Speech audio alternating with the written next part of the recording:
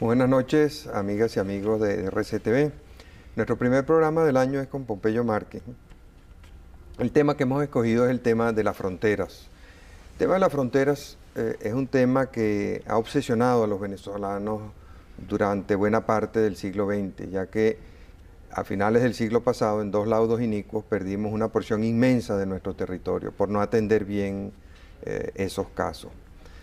Durante estos últimos años, sin embargo, el tema ha ido tomando cada vez mayor importancia, sobre todo a raíz de las discusiones, la llamada hipótesis de Caravalleda, que entre otras cosas fue la chispa que encendió todo el movimiento conspirativo dentro de las Fuerzas Armadas venezolanas, y luego cuando hubo el incidente del Caldas, en que estuvimos a punto de llegar a una situación conflictiva con la República de Colombia.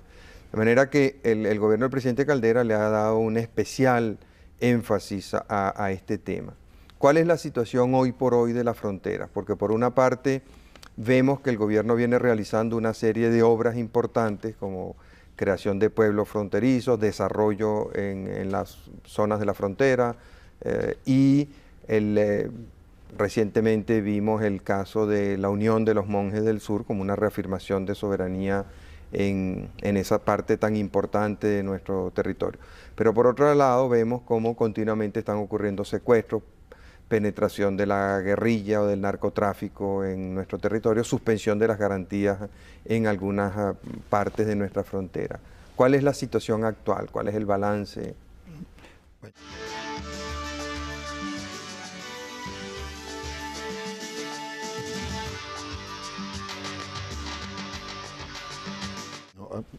El balance es positivo en cuanto a sacar a la frontera del olvido, el descuido al cual se encontraba, que demostró la irresponsabilidad que eso significaba, ¿no?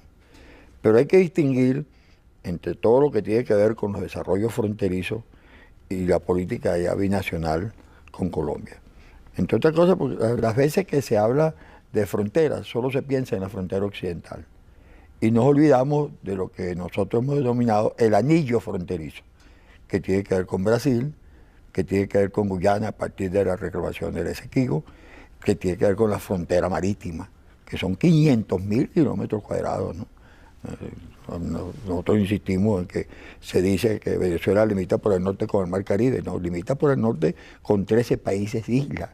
Y ese es un concepto que ya está siendo incorporado en la cartografía por el ministro de Educación y por Cartografía Nacional. Nosotros nos planteamos desde el primer momento un rescate de la frontera. No se le podía pedir a personas que no conocen de salud, ni de educación, ni de vialidad, de ningún programa, de ninguna atención, no se le podía pedir defensa de la patria. Había que materializarle la patria con programas específicos y de allí entonces que surge un concepto que es fundamental para todo lo que va a suceder de aquí en adelante, que no se trata de militarizar la frontera, sino se trata de desarrollar la frontera, para lo cual se requiere seguridad. ¿Cuál es la diferencia entre desarrollarla y militarizarla? En que la militarización pone el énfasis solo en lo militar y el desarrollo pone el énfasis en todos estos programas económicos, sociales, culturales, en cambiar la realidad económica y social de la frontera. Para lo cual entonces el papel de las Fuerzas Armadas no solo es un papel de contención, sino que tiene que ser un papel donde se une eso con la acción cívica. Y en ese sentido, puedo dar el siguiente dato. La ingeniería militar dispone del parque de máquinas más grande que tiene el país, subutilizado totalmente. Ahora el presidente Chávez ha señalado que piensa introducir algunos cambios en las Fuerzas Armadas para que éstas se incorporen al desarrollo. ¿Qué ha sucedido con los teatros de operaciones? Teatro de operaciones número 1, por ejemplo. Allí se logró la contención, independientemente de que se produzca un secuestro, porque nadie puede garantizar que no se produzca un secuestro o que no se produzca una acción guerrillera. Lo que sí se puede garantizar es que hay una respuesta inmediata, operativa, que no se tenía antes. Hoy tenemos unos teatros de operaciones que teníamos 17 meses sin ninguna acción en el Alto Apure, donde el hostigamiento era promedio 5 por mes. Ahora, ¿cuáles son las bases de esta política? armonía entre seguridad y desarrollo. Y al haber un desarrollo de un lado fronterizo, aparece otro elemento, otra pata, que es la integración. Sí, la comunicación, cuando hablamos, digamos, que nos acercamos a los 3.000 millones de dólares en el comercio con Colombia, bueno, ahí hay que agregarle otro pedazo más, que es el comercio no registrado, el que se realiza precisamente a lo largo de los 2.219 kilómetros que tenemos de frontera con Colombia. Lo otro es haber definido 5 líneas de acción, que es seguridad, vialidad fronteriza. No puede haber desarrollo si no se resolvían problemas de vialidad, educación fronteriza, salud fronteriza y ya programas puntuales que rescatasen las potencialidades que existen en la frontera. El presidente Caldera acertó cuando dijo que teníamos un crecimiento hemipléjico, una parte del país con un determinado desarrollo y una inmensa parte del territorio nacional completamente en el atraso, en el olvido. Bueno, incorporar a esas zonas, que fueron en el pasado zonas fundamentales, porque allí era donde se desenvolvía la economía venezolana, era en Apure, era en Bariña, era en Bolívar, allí era donde estaba precisamente todo este desarrollo económico, y no es una casualidad que allí los patriotas hubiesen ido precisamente a esos lugares porque eran las grandes fuentes de abastecimiento. Eso cambió. Ahora, el cambio fue tan brutal que quedó en abandono toda esa franja del territorio nacional. Nosotros tenemos la paradoja que donde existe más del 90% de los recursos hídricos, despoblados, y donde no existen recursos hídricos, poblados.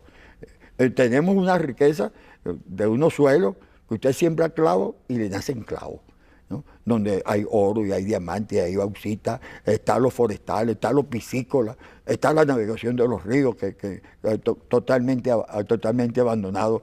Entonces se trata de dar un viraje completo para incorporar a esa zona al desarrollo y entender que hoy, dentro del propio proceso de integración, hay estados que pasan a ocupar un lugar muy importante. Todo lo que tiene que ver con el Zulia y el Táchira, y ahora Apure como puerta del Pacto Andino, ¿no? O lo que tiene que ver en el caso de Amazonas y el sur de Bolívar con Mercosur y las relaciones con Brasil, a través de esos dos brazos, que es el Amazonas con Amazonas brasilero y lo que es el sur de Bolívar con Roraima, capital Boavista. Entonces se trataba de articular una política nacional, una política de Estado, que abriese la perspectiva de que no se trataba de un ejercicio de gobierno, y con esto aterrizo, ¿no? Aquí tiene que haber continuidad administrativa. Los países que no tienen continuidad administrativa son esos que se mantienen en el atraso, en el subdesarrollo, ¿no? Los países que tienen una visión de Estado, donde hay continuidad administrativa, son los países que progresan, como lo demuestra pues cualquier análisis que se haga de los distintos países que integran hoy el globo terráqueo.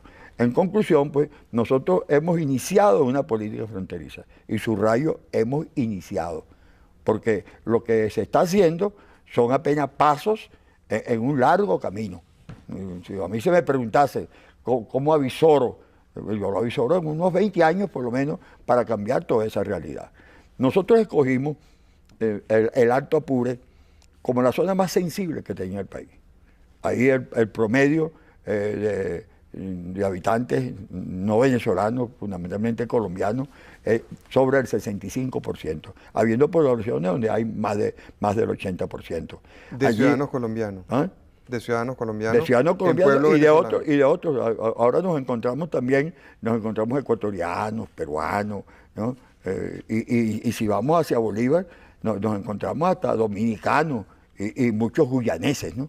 Que están en el norte de Bolívar, en todo lo que es Caroní, y en el delta y el sur de Anzoátegui. Que tenemos una migración verdaderamente irregular, no deseada, no planificada, sobre la cual no se tiene ningún control. Entonces, por supuesto, no se puede ver a todos esos habitantes como enemigos, como adversarios, pero se trata entonces de cómo reafirmar la identidad nacional. Y aquí el problema educativo y el problema cultural pasa a ser un problema clave para todas estas modificaciones que estamos haciendo. Ahora han aparecido nuevos actores. Por ejemplo, antes los alcaldes, no existían los alcaldes, ¿no? de los municipios fronterizos, que eran distritos fronterizos antes, no se ocupaban, eso era a la buena de Dios. O los gobernadores de los estados fronterizos. Hoy no, hoy hay una mayor conciencia, hoy tenemos pues en los estudios que nosotros hemos realizado, y aquí está precisamente un trabajo muy importante, ¿no?, donde están todos los municipios fronterizos, y dentro de los municipios fronterizos, que son 44, 27 que tienen población indígena. Ahí nos encontramos entonces con otro elemento, que es la población indígena, 500.000 de habitantes en la zona fronteriza abandonados a su suerte. Nosotros acuñamos una frase que hablar de frontera es hablar de etnia, y hablar de etnia es hablar de frontera, porque de las 28 etnias, 27 están en la zona fronteriza. Bueno, esta incorporación de estos actores y luego un cambio en la visión de las Fuerzas Armadas completan un cuadro promisor para todo cuanto va a acontecer en el curso de los años por venir. Ahora tenemos el FIDE, que le da recursos a las gobernaciones para obras que antes no se pensaban que podían realizarse con la prontitud con que se están haciendo. Tenemos la ley de asignaciones especiales, independientemente de los recortes a que han sido sometidos por la baja del precio petrolero. Sin embargo, son recursos que son infinitamente superiores a los recursos que manejaban esos estados antes de la existencia del FIDE y antes de la existencia de la ley de asignaciones especiales. Vamos a cumplir unos compromisos. Al regreso quisiera que habláramos un poco de lo que ha significado en términos de seguridad toda esta política, porque todavía están suspendidas las garantías en las regiones fronterizas, y el significado de esa referencia que hizo el presidente Caldera al mar de Venezuela cuando se dirigió al país desde Los Monjes. Ya regresamos.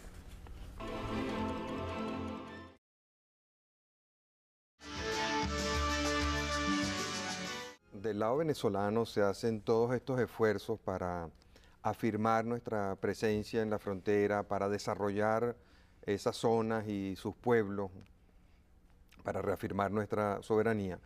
Del otro lado hay muchos problemas, y algunos de esos problemas se pasan a Venezuela, y por eso de vez en cuando vemos cómo ocurren secuestros o penetraciones de la guerrilla o incursiones de los narcotraficantes.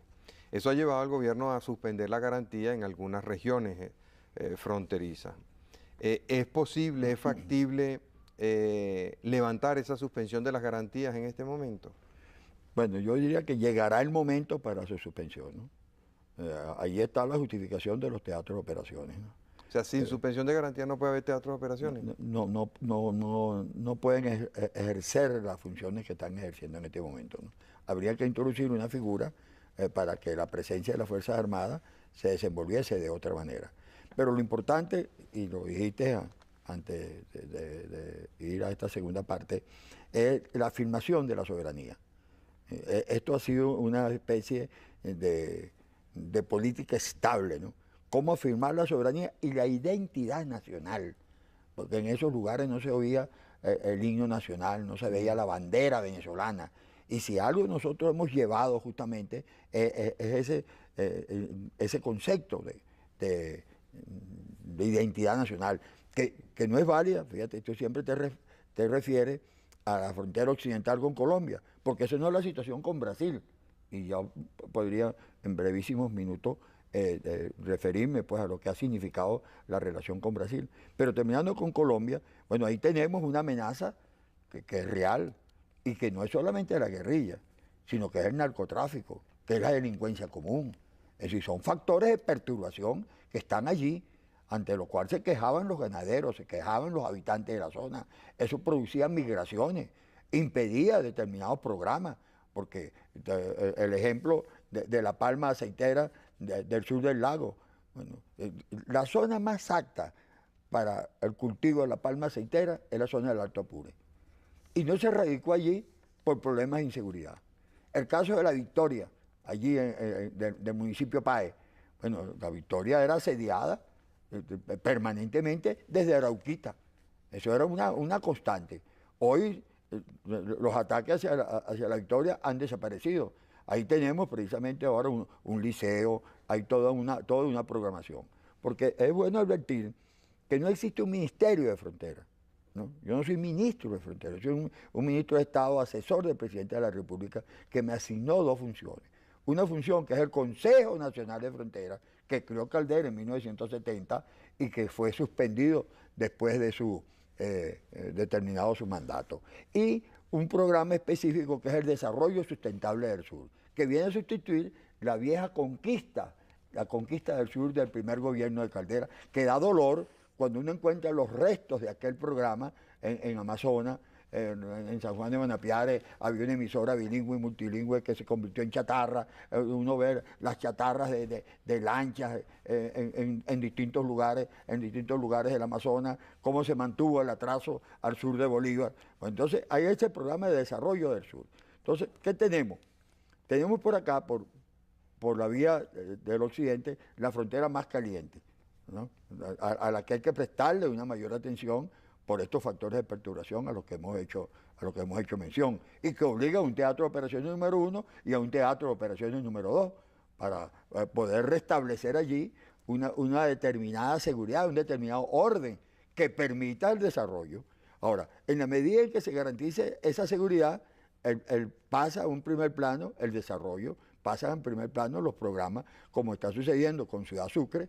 No, un gran amigo mío, el general Miller Rojas, dice que eso es un invento mío. No, eso está planificado desde 1980.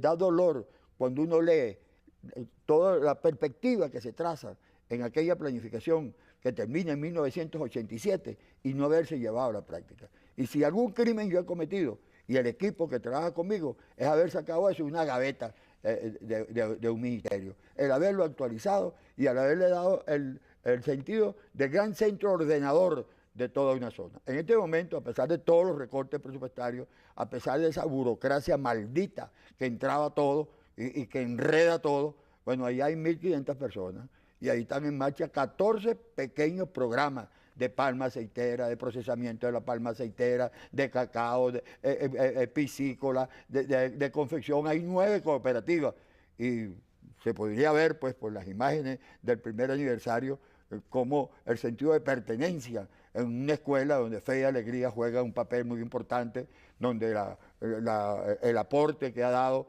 la ingeniería militar y PDVSA para la carretera a Guadualito La Victoria o por el acueducto de San Fernando, sin desconocer, porque yo no tengo por qué desconocer lo que ha dicho el gobernador Montilla. Yo inicié ese programa con el gobernador Marcelo Joquendo y luego tuve una relación directa con ese gobierno a través del general Andrade, secretario de gobierno, a través del profesor Aquino, secretario de gobierno, y ahora pues con el nuevo secretario general de gobierno. Y yo estoy pidiendo que a Ciudad Sucre se le dé la categoría de parroquia. No sé por qué no se le termina de dar la categoría de parroquia, por qué no termina de nombrarse un jefe civil que sea el representante del gobernador, que asuma la dirección política junto con la dirección militar. Yo aspiro pues a que en el curso de los próximos meses este problema institucional sea resuelto. Tenemos entonces lo relativo al Brasil. Antes de llegar al Brasil, quería plantearte lo siguiente. El drama de la política fronteriza venezolana, desde que somos república independiente, ha sido la falta de continuidad. Por falta de continuidad, perdimos en el laudo con Colombia muchísimo territorio. Y por irresponsabilidad de todos los negociadores, esa herida que llevamos abierta a los venezolanos por ese laudo injusto que nos arrebató ese pedazo de territorio. Y lo mismo nos ocurrió con el territorio Esequibo. Y tú decías hace un momento la cantidad de programas que había iniciado el presidente Caldera para el desarrollo fronterizo. El caso de la conquista del sur es un magnífico ejemplo. El desarrollo que él había iniciado para el rescate de los monjes, que también estuvo en el olvido hasta que él llegó nuevamente a la presidencia. Eso ha ido produciendo, o sea, esa falta de continuidad en la política es la principal responsable de que Venezuela haya perdido casi la mitad de su territorio. Ahora se plantea un problema muy serio. Todo el mundo está hablando, y tú pensarás mientras te voy haciendo la pregunta que qué tiene que ver eso con lo que estamos hablando. Te pido que tengas paciencia y esperes al final. Se está hablando mucho de convocar una constituyente. Tenemos 10 años hablando de convocar una constituyente. Y desde que apareció la ley orgánica del sufragio, creo que fue en mayo del año pasado, estamos hablando de que hay que convocarlo por un referendo. Pero resulta que el artículo 186 de la ley orgánica del sufragio prohíbe expresamente convocar un referendo si están las garantías suspendidas, total o parcialmente. De manera que en la primera prueba de fuego que esta política fronteriza va a sufrir, se va a plantear cuando bien sea el Congreso Nacional el 3 de febrero o el presidente de la República el 15 de febrero, quieran convocar un referendo y se encuentren con que está expresamente prohibido por el artículo 186 de la Ley Orgánica del Sufragio hacerlo mientras estén suspendidas, así sea parcialmente, las garantías. Entonces, ¿qué va a ocurrir? Se van a desmantelar los teatros de operaciones, se van a suspender todas las operaciones de rastreo de los secuestrados, se van a suspender todas las operaciones de persecución de delincuentes, de narcotraficantes y de guerrilleros en la zona fronteriza para poder restituir las garantías y poder llamar a un referendo. Bueno, te digo lo siguiente. La garantía está suspendida en un pequeño espacio del territorio nacional. No importa, te leo el artículo 186. Sí, no, yo lo conozco. Yo lo conozco porque no nos han leído otra vez. ¿No? Y para ganar tiempo, a menos que para que los televidentes lo conozcan, sería bueno que lo leyeras, ¿no? Sí. Si quieres, ¿no? Como tú prefieres, lo leo muy rápido. Sí, sí. El artículo 186 expresamente prohíbe la convocatoria de referendos durante la vigencia de estados de emergencia, de suspensión o restricción de garantías o de graves trastornos del orden público. Por ello, dice el comentarista, que por cierto es un abogado joven, no es ninguno de estos super expertos constitucionales, el abogado Ignacio Hernández, él señala que de existir uno de estos estados de excepción, como es el caso respecto a la actual suspensión de garantías constitucionales vigente en la frontera, el presidente de la República o el Congreso, según la Constitución, deberá previamente abolirlos para poder proceder a la convocatoria del referéndum. En el caso del Congreso, no lo puede abolir porque tiene que demostrar que han cesado las causas que provocaron la suspensión de las garantías. Y yo creo que a pocos días del secuestro de 5 ciudadanos en la frontera va a ser difícil probar eso. Entonces solo podría hacerlo el presidente de la República. Sí, ahí pueden hacerse muchas cosas. Bueno, ya tenemos el proceso electoral que se hizo con toda normalidad en esa zona. Eso es un hecho, ¿no? En segundo lugar, bueno, se puede hacer, se me ocurre en este momento a mí, para ajustarnos a la ley, una restitución temporal, ¿no? Mientras dure el proceso electoral y volver de nuevo hasta tanto se creen las condiciones de normalidad total. Porque quienes a menudo piden suspensión de la garantía ya, bueno, lo acabas de decir, ¿no? ¿Cómo se hace todo ese rastreo? ¿Cómo se procede? Porque no hay que confundir esta situación con violación a los derechos humanos. El presidente Caldera, ¿no? Mira, es impresionante el respeto a los derechos humanos, las instrucciones que se dan a los teatros de operaciones, y yo participo con el Ejército, participo con la Guardia Nacional, vinculado estrechamente a ellos. Son instrucciones precisas acerca de no establecer una armonía, o desarmonía, mejor dicho, no armonía, una desarmonía, entre lo que es tomar las medidas coactivas necesarias con la violación a los derechos humanos. Y se han dado momentos en los cuales han habido denuncias que se ha ido después al teatro de operaciones. Yo he visitado a los prisioneros y algunos diputados que han ido se han encontrado con que no ha sido cierto lo de las torturas en el teatro de operaciones número 1. Conclusión sobre el tema. Bueno, eso hay que estudiarlo y puede haber una restitución temporal mientras se realiza el referéndum y volver de nuevo hasta tanto se creen las condiciones, que están muy vinculadas con la paz en Colombia, está muy vinculada con esta violación que ha hecho el ELN, que había ofrecido que no iba a operar ya en territorio venezolano. ¿Y por qué crees tú que violaron esa promesa? Porque mira, yo creo que ese proceso de paz en Colombia hay que verlo en zigzag y dentro de su complejidad. Por un lado está la FARC, por otro lado está el ELN, están los paramilitares, está el narcotráfico. Es decir, que no es un proceso sencillo, ni un proceso lineal, ni va a ser un proceso unánime. Allí habrá de pronto grupos dentro de la propia guerrilla que no están de acuerdo con el proceso y el diálogo, y entonces proceden y hacen algún elemento operativo, ¿no? Como puede de pronto existir por parte de los paramilitares, y está existiendo toda esta sangría que ahora viene, pues, y aprovecho la oportunidad para darle nuestra solidaridad más fraterna al pueblo colombiano y al gobierno colombiano por esta tragedia tan inmensa, pues, que está sufriendo en los actuales momentos. Pero por otro lado tenemos, y yo quiero salirme exclusivamente de la relación con la frontera colombiana, porque yo quisiera fijar, y esto ha sido una constante en toda mi acción, y lo seguirá de aquí en adelante, porque yo no abandono este tema no lo tomé yo siendo ministro. Yo tengo más de 20 años pateando la frontera.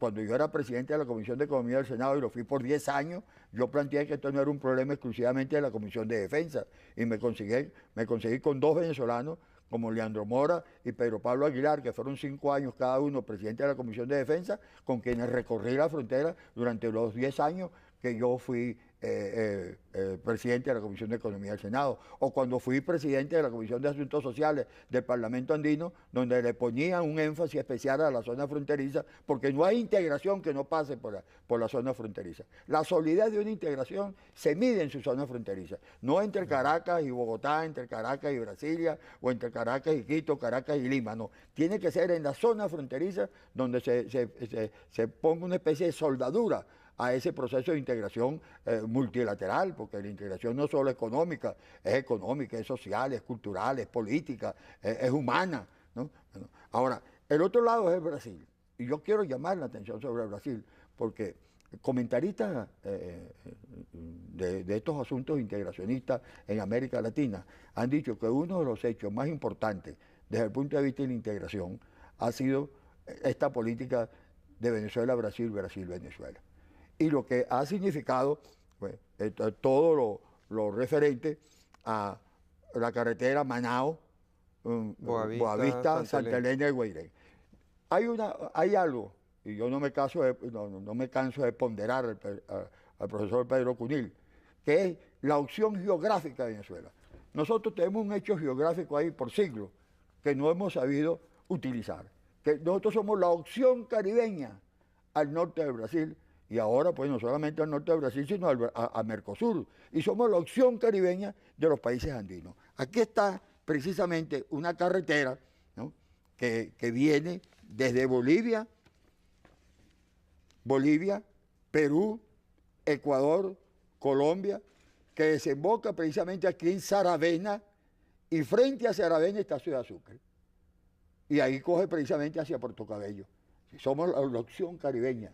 Claro, está el problema que hay quienes quieren también salir por el lago de Maracaibo, ¿no? Ya ese es otro problema que no quiero entrar en este momento a discutirlo. Pero lo concreto es que somos la opción caribeña, como somos la opción caribeña para todo el norte de Brasil, y ahora en esta vinculación, Pacto Andino, Mercosur, nos podemos encontrar con que Venezuela es la tapa del frasco. Nosotros estamos al norte de la América del Sur y abrimos los mercados de Estados Unidos, abrimos los mercados europeos para toda esta gente. En el caso de Brasil, nosotros tenemos un desarrollo en Santa Elena de Guairén. Yo estaba antier precisamente allá en Santa Elena, y en una sesión solemne del Consejo Municipal. Allí hay una variante importantísima. Santa Elena de Guairén ha sido declarada puerto libre. Santa Elena de Guairén ya tiene su ordenamiento urbanístico. Santa Elena de Guairén se iniciaron los trabajos del aeropuerto, del acueducto, del tendido eléctrico, ¿no? La idea del presidente Caldera es que Santa Elena se convierta en una ciudad. En estas relaciones con Brasil yo quiero rendirle aquí un homenaje, no por los afectos que tengo con la persona que voy a mencionar, a la doctora Verónica Caro, que durante los 10 años que estuvo en Cancillería, mientras todos pensábamos solo en el Pacto Andino, ella vio a Brasil.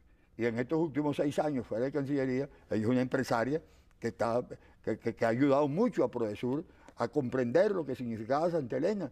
Y hoy Santa Elena está en un punto de transición como puerto libre. Se acaban de reunir cerca de 200 empresarios aragüeños para conocer todas las bondades de ese puerto libre y todo lo que significa 12 millones de habitantes en el norte de Brasil, Roraima, Amazonas y sus alrededores, y 50 y tantos millones de habitantes si agregamos el nordeste de Brasil.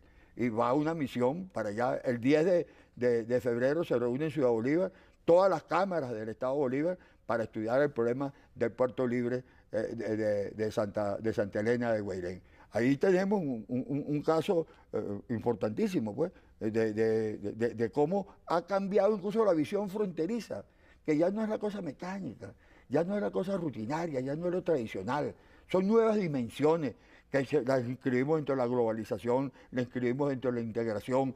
Y estas son las cosas, yo lo digo con pesar, que no se discute y que no está en la dirigencia política. Uno comienza a hablar con esto, con la dirigencia política, y le da bostezo. O se encuentran con opiniones tan atrabiliarias, como ese amigo mío de tantos años, el general Miller Rojas, que habla que el disparate que es un Ministerio de Fronteras no es un Ministerio de Fronteras, fue un Consejo Nacional de Fronteras, donde están representados todos los ministerios para hacer la coordinación. A lo mejor por eso no lo nombraron canciller, sino a tu amigo también, José Vicente Rangel. Mi amigo de siempre, pues, porque yo debo hacer el paréntesis, para mí la amistad tiene un valor especial.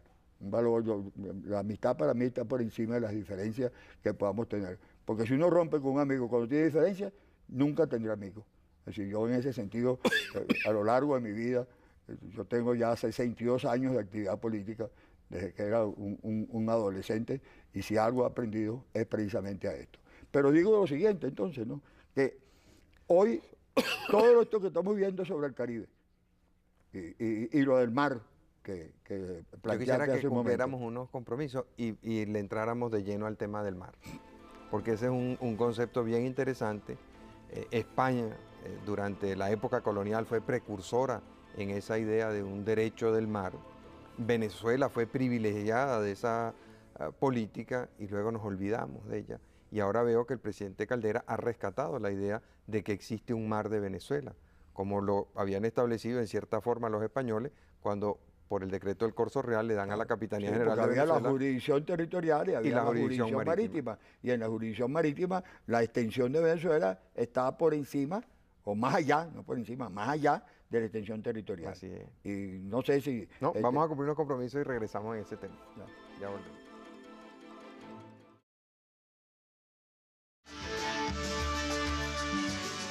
Hace un momento comentábamos que el drama de la política exterior venezolana ha sido la falta de continuidad. Y poníamos como ejemplo la falta de continuidad a través de los gobiernos republicanos. Pero esa falta de continuidad también se aplica a lo que éramos antes, cuando éramos la Capitanía General de Venezuela. A pesar de que nuestras constituciones desde siempre refieren nuestro territorio al que ocupaba la Capitanía General de Venezuela, el famoso Uti Possidetis Iuris, no hemos respetado los principios que aplicaba el Reino de España en su política exterior. Y Venezuela, que como Capitanía General tuvo soberanía no solamente sobre un pedazo del territorio que hoy en día es Venezuela, porque otro pedazo muy grande se lo quedó Colombia o se lo quedó Guyana. Pero no solo hemos renunciado a eso, sino también renunciamos a toda esa jurisdicción marina que durante muchos años aplicó y mantuvo en vigencia España, donde toda la costa oeste y norte de Venezuela, hasta más allá de La Guajira, estaba sometida a la jurisdicción de la Capitanía General de Venezuela. Por eso me pareció tan interesante cuando la semana pasada el presidente Caldera, al reafirmar la soberanía venezolana sobre el archipiélago de los Monjes, que forma parte de Venezuela desde su fundación, desde su descubrimiento, porque ya en 1499, cuando Ojeda y Vespucio estuvieron por ahí, señalan la presencia de los monjes. El presidente se refirió al mar de Venezuela, a lo cual yo le veo mucha lógica. Primero porque así fue durante el siglo XVIII y principios del siglo XIX. Así lo reconocieron los Estados Unidos cuando pidieron autorización para actuar durante la Segunda Guerra Mundial en esas aguas. Y por otra parte resulta absurdo, como dice el presidente Caldera, pensar que cuando el presidente de Venezuela o cuando la Armada venezolana sale del puerto de La Guaira, a 12 millas sale de territorio venezolano y a 12 millas antes de llegar a La Orchila o a Los Monjes o a la Isla de Aves, está reentrando en territorio venezolano. O sea, no tiene sentido eso. Entonces yo quisiera que tú nos explicaras un poco más ese concepto del mar de Venezuela. Sería bueno volver un poco atrás. ¿Cómo no? Es decir, a mediados de año, en el saludo del presidente a la Armada, está todo esto referido al derecho del mar venezolano, que forma parte precisamente de esas reivindicaciones que Caldera ha hecho y que el país le agradecerá eternamente, ¿no? Bueno, en ese saludo está todo el concepto del mar venezolano y todas las investigaciones pues, que se habían olvidado, que no habían tenido continuidad, señalan cómo toda la jurisdicción de lo que tenía que ver con el mar territorial sobrepasaba, como dijimos antes, a la jurisdicción terrestre. Es decir, había dos jurisdicciones y esto lo habíamos olvidado. Entonces el presidente viene a reafirmar ahora a los monjes que nunca han estado en discusión, lo han puesto en discusión del lado colombiano, pero la soberanía de Venezuela sobre los monjes no está en discusión, ni ha estado en discusión. Y Venezuela no ha aceptado ninguna revisión, ni en ninguna mesa de negociación que se coloque el problema de los monjes. Como tú sabes, yo soy alto comisionado en las negociaciones con Colombia, donde está justamente todo el problema de la delimitación, y este es un tema que para nosotros existe en el sentido de que debe hacerse una delimitación entre los monjes y la masa continental. Ahí eso forma parte, cuando se dice, nosotros no tenemos nada que delimitar con Colombia. Sí tenemos. Una de esas delimitaciones, o la delimitación triangular que tiene que ver con Santo Domingo, Venezuela y Colombia, más hacia el norte, ¿no? Ahora, entonces, antes de hacer esas delimitaciones, ¿no es muy importante definir dónde queda el primer hito de nuestra frontera con Colombia? Porque el laudo del 91, que nos despojó de tanto territorio, dice que el primer hito, que tiene que estar en la costa, está al norte del paralelo 12. Castillete está al sur del paralelo 12. O sea, falta un hito entre el primero en Castillete, que además no está a la orilla del mar, y la orilla del mar, que tiene que estar al norte del paralelo 12. Bueno, este es el tema en debate y el tema en discusión. Y sobre todo, nosotros recibimos un mandato, en el caso específico de Leandro Mora, de Hilarión Cardoso y yo, y el embajador Leandro Area como secretario ejecutivo, después la incorporación del senador López de Siliberto, de estudiar una delimitación a través de un modo operandi que se remonta a 1970, a las llamadas conversaciones de Roma.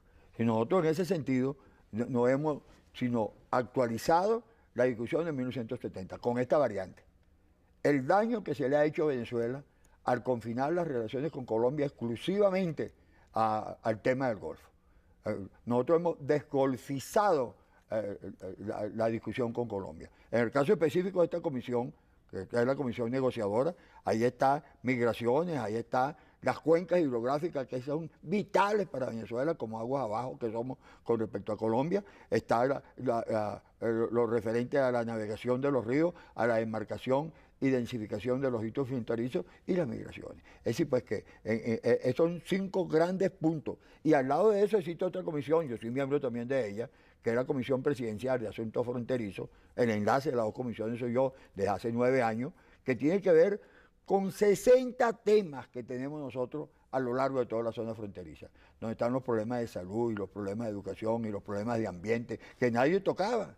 Y en ese aspecto, pues, si algo nosotros hemos logrado es ubicar este tema de la delimitación en un lugar que cada día luce como menos determinante en las relaciones entre nuestros 2 países.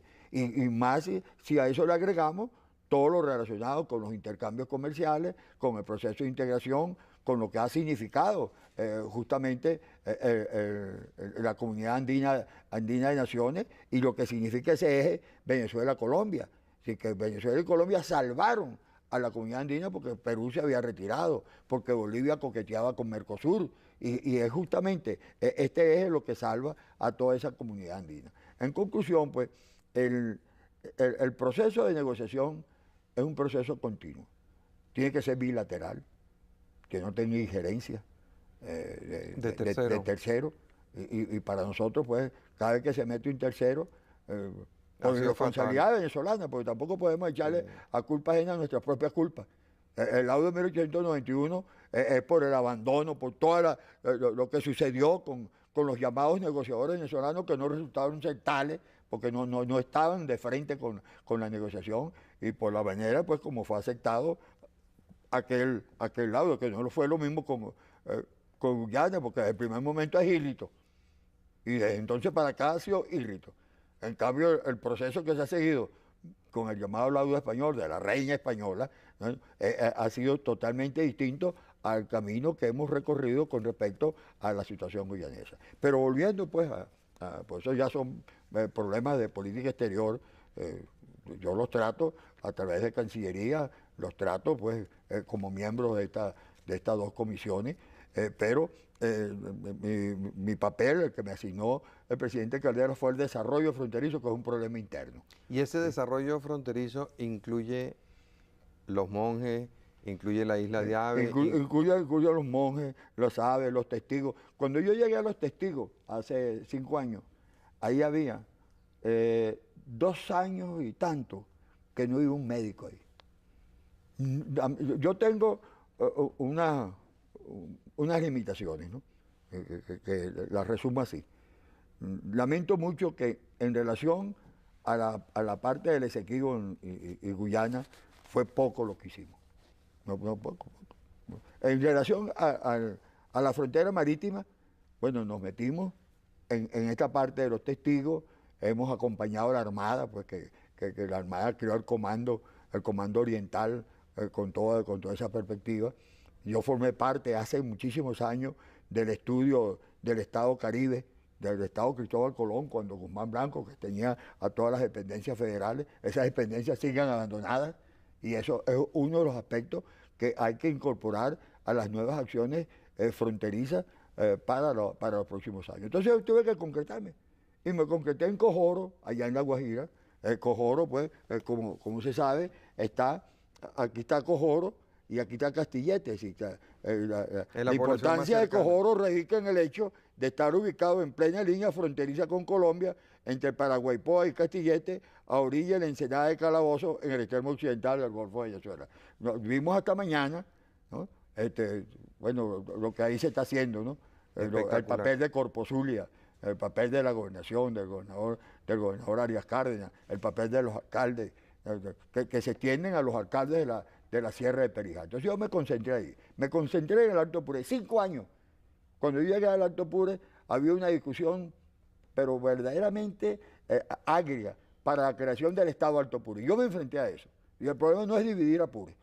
El problema es cómo unificar Apure y unificarlo a través de la vialidad y a través de los programas, y cómo acercar toda esa zona del Alto Apure que comprende, pues, la lengüeta que va desde Guagualito hasta Luna, y que comprende también a Puerto Páez, ¿no? Del municipio Pedro Camejo, y a incorporar al municipio Rómulo Gallego, donde están precisamente los yaruros y los cuivas, hacia los cuales nosotros hicimos una serie de acciones.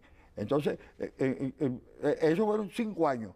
Y en el caso específico, ya de todo lo que tiene que ver con la zona esta de Ciudad Sucre, bueno, es Ciudad Sucre con el Nula, con la Victoria, con el Amparo, con Brises de Cutufí, con la Moritas, con el Piñal. Es decir, es toda una región donde Ciudad Sucre era el ordenador. Bueno, hay que ver las protestas que se hicieron cuando yo puse la primera piedra de Ciudad Sucre, que, repito, era el rescate de unos estudios que databan de 1980, y que ese terreno lo escogió Fruto Viva, porque es una planicie no inundable, ¿no? Con un clima más benigno que en el resto de la región. Como un gran factor ordenador. Y me acordé mucho cuando se fue a crear Ciudad Guayana, lo que pasó en San Félix. ¿Cómo era posible que se fuera a construir una ciudad al lado, teniendo a San Félix? Bueno, y ahí están, pues, los beneficios que tiene Ciudad Guayana. Bueno, conclusión sobre el tema, ¿no? Esta política, ¿no?, debe tener continuidad administrativa. Sería un verdadero error del próximo gobierno el abandonar los planes, porque lo hemos venido haciendo nosotros. El presidente Chávez, siendo candidato, yo invité a 10 candidatos, los invité a todos, pero asistieron 10, y los 10 estuvieron de acuerdo en forma fervorosa con la continuidad de esta política. El presidente Caldera me dijo una vez, bueno, eres monedita de oro porque le gustaste a todo el mundo, ¿no? Y ha sido ese afecto humano, fraternal, porque mi relación con el presidente Caldera no solo es política, es humana, durante muchos años. Y lo da el Senado, yo he estado 25 años en el Senado, y entonces eso da una relación muy, muy particular, ¿no? Ha sido su apoyo incondicional, como en su último mensaje, el mensaje que presentó el jueves, cómo destacó pues todo lo que es Prodesur, todo lo que es la política fronteriza, lo que es el Consejo Nacional de Frontera. A ese consejo no se le debe enterrar de nuevo. Se le enterró durante 15 años y los resultados los tenemos a la vista. Bueno, hay que mejorar, rectificar, corregir, incorporar nuevos planes, nuevos programas, pero las visiones no pueden cambiar mucho. Es seguridad y desarrollo e integración. Son precisamente aspectos que tienen que estar fijos en cuanto a la programación. Si algo yo salgo como conclusión es que esta burocracia maldita, entrabadora, que convierte algo sencillo en algo complicado, que algo que se puede resolver en un mes se resuelve en 10 meses, en 11 meses, creando la desesperación de aquellos que están afectados por esos retardos. Que los recortes no pueden hacerse en forma lineal, y yo esto lo he dicho, porque también le agradezco al presidente Caldera que jamás yo hipotequé mi sentido crítico. Lo mismo que voy a hacer con el gobierno anterior, ya fuera ahora con el gobierno de Chávez, yo estimularé todo lo positivo que él tenga, pero mi sentido crítico no lo abandonaré, porque eso forma parte de mi propio ser y de todo lo que yo he recorrido a lo largo de mi vida en esta lucha política. Conclusión sobre el tema, continuidad administrativa. Si no hay continuidad, volvemos para atrás. Y en ese sentido yo aspiro pues, a trágica, que ¿no? Lo que dijo el presidente Chávez, que también lo dijo en forma muy categórica, fueron muy categóricos todos los candidatos, pero voy a destacar dos que fueron los que tuvieron mayor opción, Chávez y Salas Romer, y ambos fueron explícitos. Y ahora mismo José Vicente Rangel declaró pues, que en el caso específico de Ciudad Sucre hay que continuarlo. Ciudad Sucre es un hecho, una realidad, gústele a quien le guste, con sus defectos, con sus fallas. Ahí estuvo una periodista de Maracaibo, hacía un reportaje y se encontró con que había 60 desempleados. Entonces el problema eran los 60 desempleados de Ciudad Sucre. Yo le decía, una ociosidad. Para conseguir desempleados te hubieras ido a los barrios de Maracaibo o te hubieras venido para acá, para los barrios de Caracas, y hubieras conseguido millares y millares de desempleados. Se puso brava conmigo, pero bueno, esa es la realidad. Ciudad Sucre tiene una serie de defectos de una ciudad que está naciendo. Ahí era barro, monte y culebra. Y si allí hay una población ahora, tengo la suerte al conversar contigo de que la viste. Sí. Y ahora, pues, con su primer aniversario, ya eso es indetenible. Y tiene su propia dinámica económica, su propia dinámica cultural. Y confío en que el gobierno regional de Apure entienda que eso forma parte de Apure y que la manera de incorporarse a esos programas es metiéndose. Hay un dicho chino que a mí me gusta mucho. El que quiere cazar cachorro de león se mete en la cueva del león. Si el gobierno regional de Apure quiere tomar a Ciudad Sucre, ahí está. Yo le he abierto las puertas 1000 veces, a través del general Andrade, a través del profesor Aquino, a través del gobernador encargado que me ha acompañado en las últimas jornadas que están allá, y aspiro pues a que me acompañe en mi última visita institucional que voy a realizar a Ciudad Sucre. Bueno, muchísimas gracias, Pompeyo. Ojalá que esos programas tengan continuidad. La historia ha demostrado lo trágico que es no tener continuidad en materia fronteriza. Y yo dejo una memoria. Así es. Dejo una memoria. Yo no recibí ni una carpeta, ni una hoja de papel. Ahí dejo papeles a montones, pues para el que quiera. Y deja tu testimonio. Que es exactamente, hay un testimonio. Aquí está una memoria todavía incompleta, porque no pudimos introducir todo lo que tiene que ver con el problema de los indígenas, con el problema de la frontera marítima y todo lo que tiene que ver pues con el desarrollo del sur, donde CBG, ¿no? Donde Petróleos de Venezuela, donde Ingeniería Militar, donde los gobiernos regionales y los gobiernos locales tienen un papel a desempeñar. Bueno, muchas gracias amigos por su atención. Como de costumbre, los espero el próximo domingo a esta misma hora.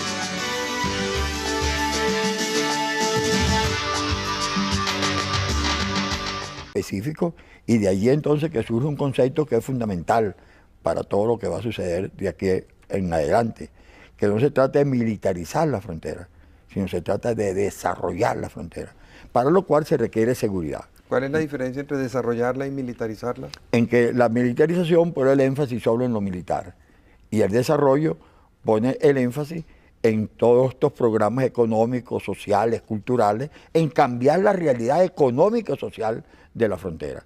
Para lo cual entonces el papel de las Fuerzas Armadas no solo es un papel de contención, sino que tiene que ser un papel donde se une eso con la acción cívica. Y en ese sentido puedo dar el siguiente dato. La ingeniería militar dispone del parque de máquinas más grande que tiene el país, subutilizado totalmente. Ahora el presidente Chávez ha señalado que piensa introducir algunos cambios en las Fuerzas Armadas para que éstas se incorporen al desarrollo. ¿Qué ha sucedido con los teatros de operaciones? Teatro de operaciones número 1, por ejemplo. Hay que distinguir entre todo lo que tiene que ver con los desarrollos fronterizos y la política ya binacional con Colombia. Entre otras cosas, porque las veces que se habla de fronteras, solo se piensa en la frontera occidental. Y nos olvidamos de lo que nosotros hemos denominado el anillo fronterizo, que tiene que ver con Brasil, que tiene que ver con Guyana a partir de la reclamación del Esequibo, que tiene que ver con la frontera marítima, que son 500.000 kilómetros cuadrados, ¿no? Nosotros insistimos en que se dice que Venezuela limita por el norte con el Mar Caribe, no, limita por el norte con 13 países islas. Y ese es un concepto que ya está siendo incorporado en la cartografía por el ministro de Educación y por Cartografía Nacional. Nosotros nos planteamos desde el primer momento un rescate de la frontera. No se le podía pedir a personas que no conocen de salud, ni de educación, ni de vialidad, de ningún programa, de ninguna atención, no se le podía pedir defensa de la patria. Había que materializarle la patria con programas específicos. Buenas noches, amigas y amigos de RCTV. Nuestro primer programa del año es con Pompeyo Márquez. El tema que hemos escogido es el tema de las fronteras. El tema de las fronteras es un tema que ha obsesionado a los venezolanos durante buena parte del siglo XX, ya que a finales del siglo pasado, en dos laudos inicuos, perdimos una porción inmensa de nuestro territorio por no atender bien esos casos. Durante estos últimos años, sin embargo, el tema ha ido tomando cada vez mayor importancia, sobre todo a raíz de las discusiones, la llamada hipótesis de Caravalleda, que entre otras cosas fue la chispa que encendió todo el movimiento conspirativo dentro de las Fuerzas Armadas venezolanas, y luego cuando hubo el incidente del Caldas, en que estuvimos a punto de llegar a una situación conflictiva con la República de Colombia. De manera que el gobierno del presidente Caldera le ha dado un especial énfasis a este tema. ¿Cuál es? Allí se logró la contención, independientemente de que se produzca un secuestro, porque nadie puede garantizar que no se produzca un secuestro o que no se produzca una acción guerrillera. Lo que sí se puede garantizar es que hay una respuesta inmediata, operativa, que no se tenía antes. Hoy tenemos unos teatros de operaciones que teníamos 17 meses sin ninguna acción en el Alto Apure. donde el hostigamiento era promedio 5 por mes. Ahora, ¿cuáles son las bases de esta política? Armonía entre seguridad y desarrollo. Y al haber un desarrollo de un lado fronterizo, aparece otro elemento, otra pata, que es la integración. Sí, la comunicación. Cuando hablamos, digamos, que nos acercamos a los 3.000 millones de dólares en el comercio con Colombia, bueno, ahí hay que agregarle otro pedazo más, que es el comercio no registrado, el que se realiza precisamente a lo largo de los 2.219 kilómetros que tenemos de frontera con Colombia. Lo otro es haber definido 5 líneas de... La situación hoy por hoy de las fronteras, porque por una parte vemos que el gobierno viene realizando una serie de obras importantes como creación de pueblos fronterizos, desarrollo en las zonas de la frontera y recientemente vimos el caso de la Unión de los Monjes del Sur como una reafirmación de soberanía en esa parte tan importante de nuestro territorio. Pero por otro lado vemos cómo continuamente están ocurriendo secuestros, penetración de la guerrilla o del narcotráfico en nuestro territorio, suspensión de las garantías en algunas partes de nuestra frontera. ¿Cuál es la situación actual? ¿Cuál es el balance?